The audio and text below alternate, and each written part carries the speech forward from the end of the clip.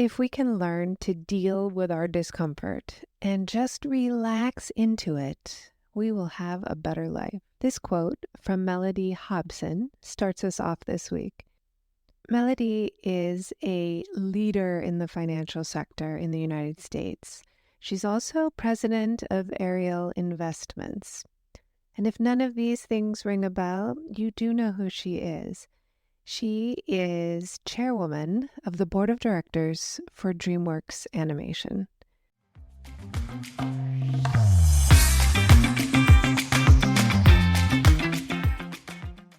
Welcome to the Modern Creative Woman podcast, exploring the art and science of creativity. This is the podcast for women who want to elevate their creativity and start applying creative thinking in their everyday life. I'm your hostess and creativity expert, Dr. Amy Beckos. The Modern Creative Woman is obsessed with helping you build your creativity. Through our conversations and creative insights, I'll share simple tricks and practices that can help you take the mystery out of the creative process and start each day feeling empowered, creative, and ready to take on whatever comes your way. Let's get started. Thank you so much for joining me today, and I am delighted about this topic, dialectics, and we'll get into that in just a moment. Is anyone excited about the Olympics? I know that I am, in part because my son is a fencer and will be excited to see the Olympic fencing, and in part because it is in Paris this year, and I'm really looking forward to seeing their opening ceremony, and I'm getting excited about how they will present some of the incredible French artists who will be performing. If you are thinking you want to come to Paris, you better hurry. Our doors will be closing very soon. We have a couple spots left, and this is for a total transformation package. It's 1 week in Paris. I'm partnering with Aurora, who is the CEO of Girl Boss Paris, and we are offering you the opportunity for a total inside-out, outside-in transformation package. And Aurora really is a very gifted coach around brand and style and presentation. And she's looking at the outside. And I'm bringing you neuroaesthetics, internal strategies to become the woman that you've always wanted to be. And in Paris, it includes the neuroaesthetics of being in the environment. We have a high tea planned, a beautiful dinner cruise on the Seine, and we've got some powerful ways to document your change. And if this sounds like a trip you don't want to miss, then click the link in the show notes. You can message me and let's get you set up with a little more information so you can decide how you want to make this investment in yourself. It is a truly remarkable experience. And if you are in transition, you are in midlife, you are looking for a way to celebrate and honor yourself, this is the ultimate experience. Today's topic is on dialectics. And if you're familiar with the word dialectics, it either means you're familiar with philosophy or you know about dialectical behavioral therapy. And dialectics really comes from centuries ago. It's an ancient philosophical way of coming to understand the truth. And you've probably heard of Socratic dialogue, where maybe in a university class, the teacher says, "What do we think about these two ideas?" And people have a conversation. It involves questions and inquiry so that people can come to a conclusion of their own and hear the opinions of others. Dialectic conversation used to include debate, and in this philosophical way of debating, two people would present opposing ideas with the idea that they could come to a truth, the reality of a situation. And we can see similar things happening in debates, in schools, or in politics, where two different ideas are presented, but there's rarely a conclusion of who's right or a desire to come to some kind of truth that's absolute. I think we have really moved into postmodern thinking. For most people, we understand that everyone has an opinion.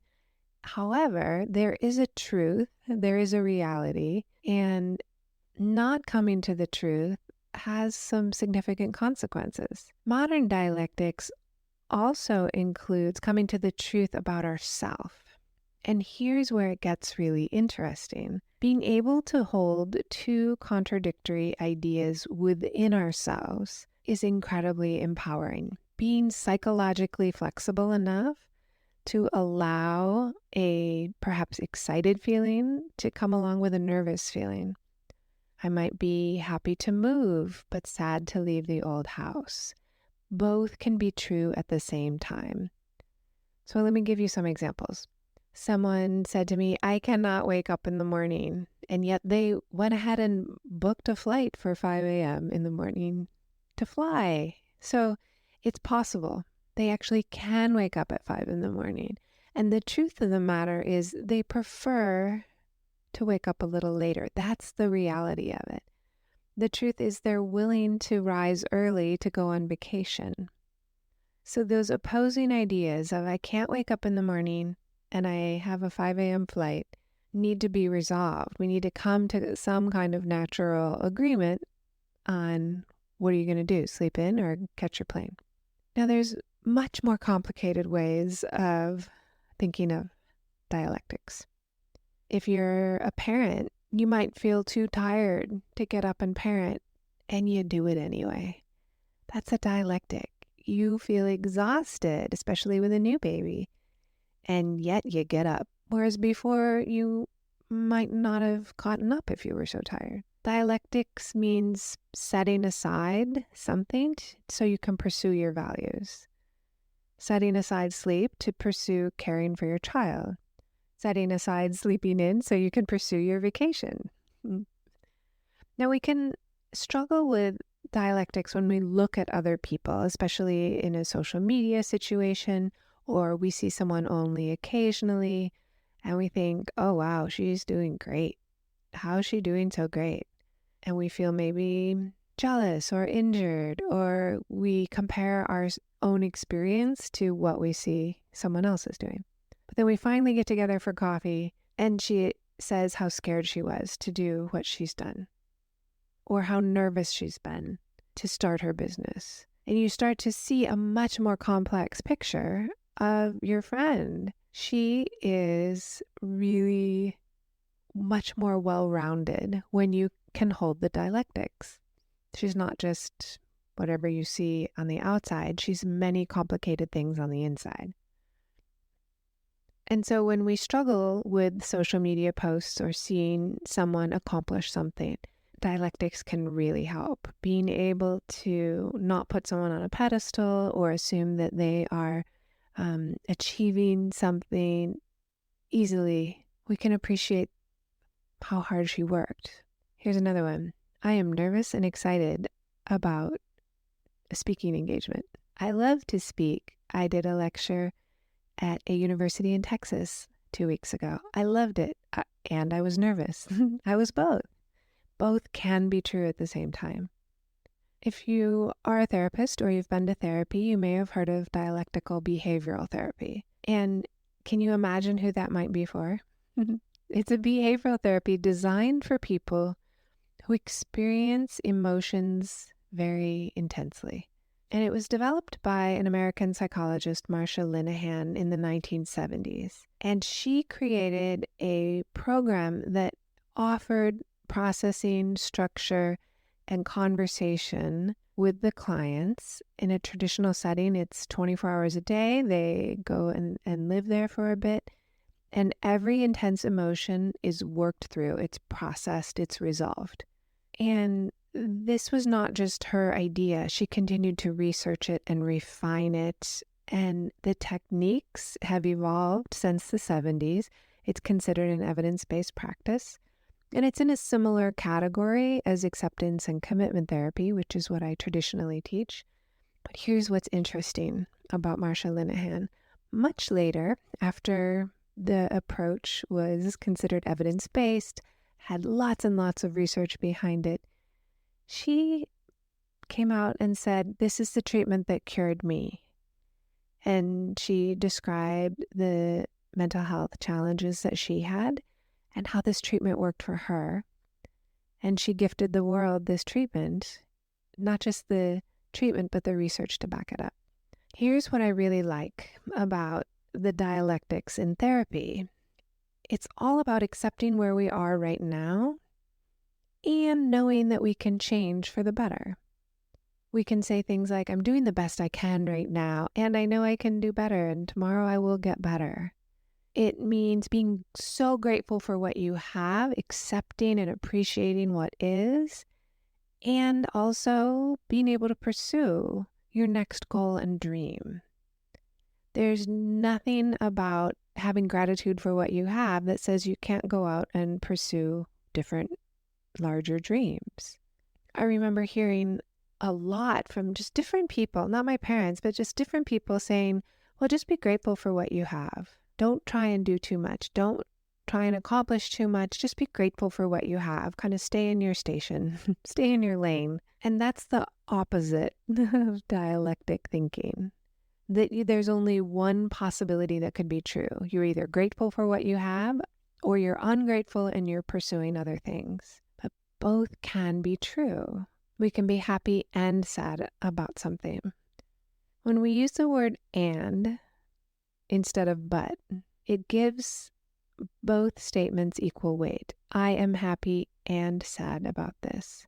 I have regrets about this project and I'm really proud of it. I did the best I could and I'm proud of it. It's not everything I hoped and I'm still ready to hand in this paper or launch my project into the world. They are both equally true.